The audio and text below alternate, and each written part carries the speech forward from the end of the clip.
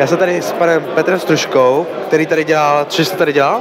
Já jsem vlastně vedoucí sajtu, takže já jsem tady přišel podpořit hlavně závodníky a přišel jsem podpořit celou tu soutěž.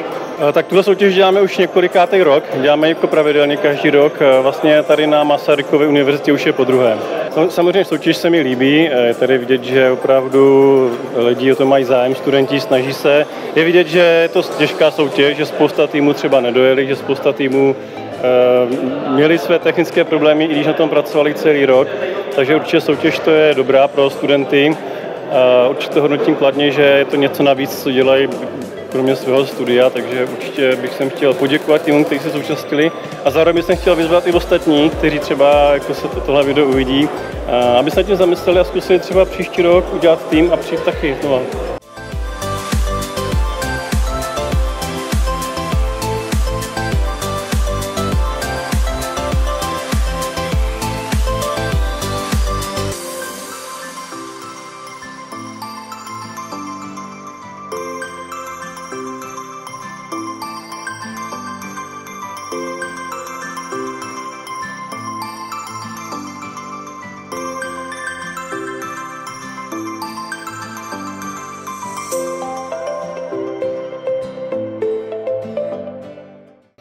Takže ahoj, my jsme na NXP Cupu a já jsem se chtěl zeptat vás dvou, co vy tady vlastně děláte, z jaké jste firmy, protože vidím takový hezký trička, tak co vlastně tu děláte? Jakože?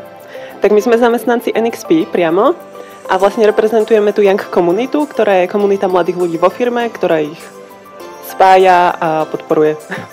A co jsem vlastně v rámci vás, protože Young Community, takže jakože mladí lidi, co jsem v rámci vás schopný jakože zažít nebo udělat, nebo jako prostě, co jsem schopný s váma zažít? Tak já si myslím, že jsi s náma schopný zažít zábavu, od toho jsme my tady. Je to vlastně komunita lidí, kteří se po práci sejdou, něco spolu společně zažijou, ať už jdeme na pivko, nebo máme i nějaký vzdělávací akce na firmě, nebo jsme byli například na vodě, takže to s náma můžu zažít. A vy dva jste tady primárně dělali co? My jsme tu primárně dělali zábavu. Takže vlastně to nejdůležitější na celé akci asi. No samozřejmě, ať se lidi baví trošku jinak, než jenom tím, že mají stresy ohledně toho, že jim nefungují okéčka nebo tak. Takže taková psychická podpora. Určite psychická podpora pre hráčov a tiež sme oslovovali všetkých okolo idúcich, aby si proste zahrali s nami kocky, aby si dali krátky kvíz a niečo sa dozvedeli o firme. Tak jo, moc vám děkuju.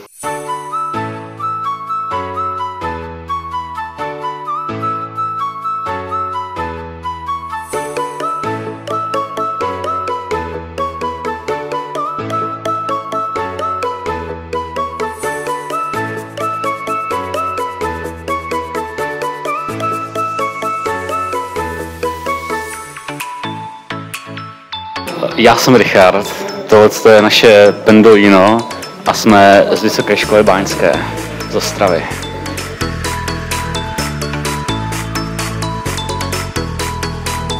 Soutěžili jsme v sumu, v rychlé jízdě a v hledání čáry. Ten robot má za úkol se rozjet na nejvyšší rychlost a odjet 12 metrů za tu nejmenší možnou dobu. Udělali jsme to za 3 sekundy a 5 milisekund a bohužel se skončili na 4. místě, takže nic nebude.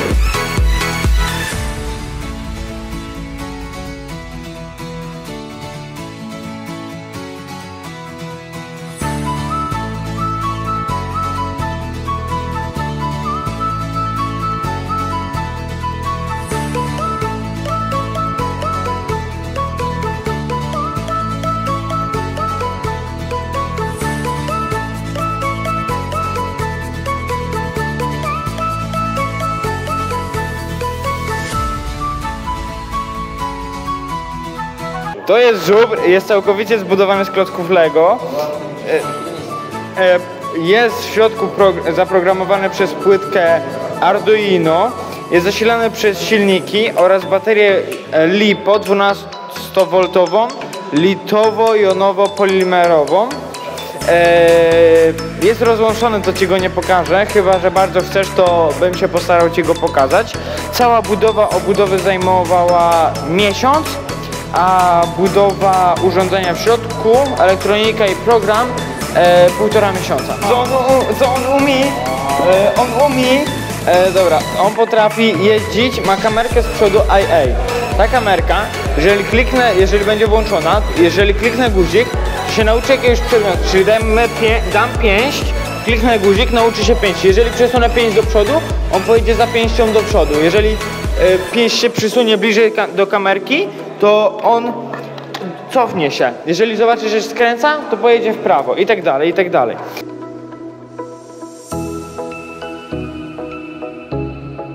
Everyone knows how Roomba works, like cleaning, autonomous robotics. So basically, Roomba creates a map of the room and then draws a line where to go to clean every single space. So our robot works basically the same, with the difference is that it doesn't clean every single part of the room, but draws a race line to be the fastest one in the track that we provided. So, for example, we take it to the floor, we drive it manually so that Slam Toolbox can generate the map of this room and say to him, hey, let's do a racing track from here, next to the tables, etc., just around this area.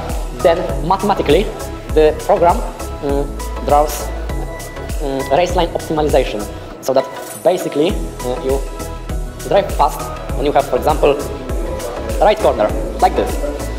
Normally, when you drive all the way here, then turn and then drive there. To be the fastest, you have to be on the left side, then jakiś ściąć zakręt, cut corner, and then be like that. Dobra, shut the fuck up. So, basically, the localization part.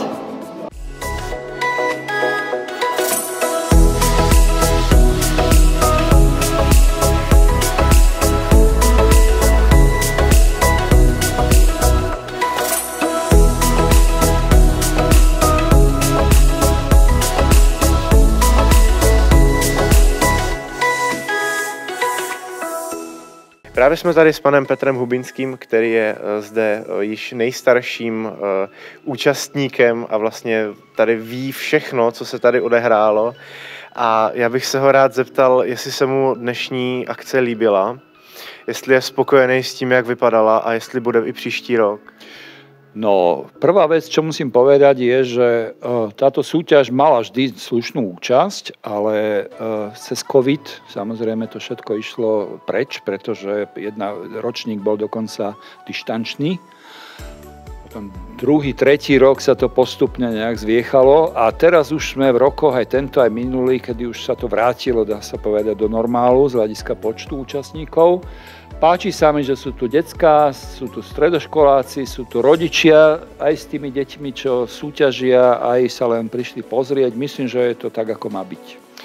Je to čistě jakože slovensko-česká akce, nebo je tu i nějaký mezinárodní týmy? Štandardne chodia aj Rakúšania a veľmi často chodia Poliaci. A tento rok prišli 6, ale býva ich tu viac. Poviem, jak je. Myslím, že aj z mesta Rybník chodí veľa Poliakov. Tam je nejaká škola, ktorá je agilná. A občas aj nejakého Nemca tu sa dá postretnúť. Tohto roku nie je, ale ešte aj nejakého občas Nemec tu býva. A tento rok, jaká je účast jakože celkově lidí? Protože jako co jsem tady chodil, viděl jsem hodně lidí. Ale zhruba jako počet? No, ťažko povedať, lebo prišli ľudia a odišli. To boli návštevníci, čo tu pobudli hodinu, pozreli si, ja neviem, roboty a odišli. No ja to odhadujem tak na 300-400 ľudí, neviem presne číslo. Tak niečo. To je celkem dost. Hej, no lebo 79 robotov súťaží. Niektorí roboti, viete, no zase sú také, že sú traja robili jedného a zase naopak jeden má troch. Tak povedzme, keď tu je 80 súťažiacich a niekde 100 súťažiacich ako číslo, tí majú doprovod, pána učiteľa, maminku, takže len 200 ľudí možno súvisí len priamo so súťažou a možno aj za toľko je tu hostí, ktorí sa prišli len pozrieť. Jaké jsou tu ještě hlavní jakože disciplíny? V čem já můžu, jako já, když tady přijedu, v čem můžu soutěžit? No, kategórie 5, jedna je taká historicky najstaršia a početne stále ešte najviac obsadená, to je stopár. To je teda sledovanie čiary so všetkými komplikáciami, s prerušenou čiarou a s prekáž tehlou a tunelom a kopcom, mostíkom a šeličím. Potom sa vrátila súťaž sumo, ona istý čas nebola a neviem prečo, priznám sa, nejak sa to istý čas neriešilo. Sumo je kruh, v ktorom dvaja sa snažia teda vytlačiť jeden druhého a je to teda kontaktné, nie je to deštruktívne ako teda tie Robot Wars, tam už sa ozaj zabíjajú, tak tu ide ozaj len o to vytlačiť. Neviem zas koľký rok, 5., 6. rok, je tu sklad kečupu, to je zase taká záležitosť, že teda si roboty berú z pola, taká nazvem to šachovnica, zjednodušene, kečupy ku kraju a istým spôsobom súťažia, kto ich najviac nazbiera. No a klasika je bludisko. A potom máme 5. kategóriu, ktorá sa volá voľná jazda. No, voľná jazda spočíva v tom, že ľudia prídu s výtvormi zaujímavými a tak tam sa dá úplne všeličo. Tentokrát tu máme ponorku, máme tu chodiaceho robota, máme tancujúceho robota.